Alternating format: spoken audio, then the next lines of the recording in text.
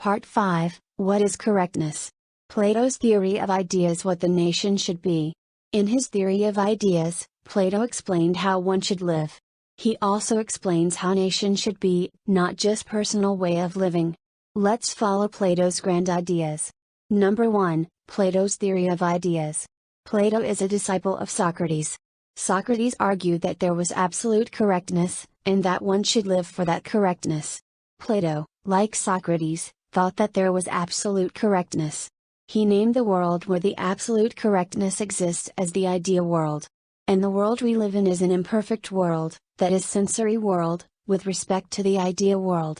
Let me give you an example to make it easier to understand. For example, when you say straight line, you can imagine a straight line in your head. But when you are asked to draw a straight line, can you write it? If you use a ruler, you may be able to draw a straight line that is almost straight, but strictly speaking, there should always be deviated. In this example, the world with the ideal straight line that you have in mind is called the ideal world, that is ideal world, and the world with the slightly deviated straight line is called the incomplete world, that is sensory world. Did you get the idea? Plato explained this world by dividing it into an ideal world and an imperfect world. What do you think of this idea theory? I think it's correct. Even though there is no ideal straight line in the imperfect world we live in, we can imagine an ideal straight line in our head. Does that mean that there is an ideal world apart from the imperfect world in which we live?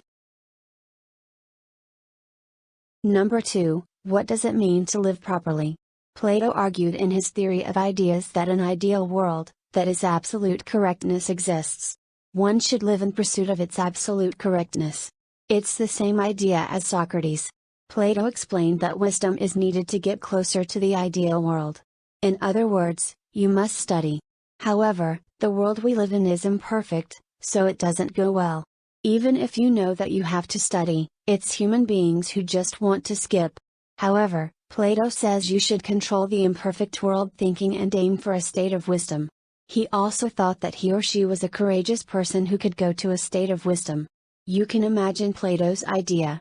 We tend to want to play and skip, but by studying hard and gaining wisdom, we can get closer to the ideal way of life. He also said that it is human happiness to approach the ideal way of life. Number 3, state theory, what the nation should be. Plato explained not only the way people live, but also what the nation should be.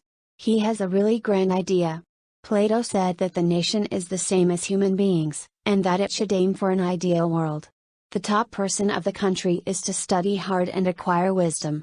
People tend to want to skip and go in the opposite direction against the ideal world, so middle management, that is the person in the middle position, should pull it to the ideal world. In this way, the nation is divided into 3, the top person of the nation should be an ideal person, that is a person close to the ideal. The person in the middle position should be a person who has the courage to aim for the ideal, and the people who have the temptation to want to skip should aim for the ideal. I think you can imagine this way of thinking. As you can see, Plato's idea is very ideal, but it also has its drawbacks. That is, even if we say ideals, it cannot be realized in the world in which we actually live. Next time, I will introduce Aristotle. He was a realist and cherished knowledge that was actually useful in an imperfect world.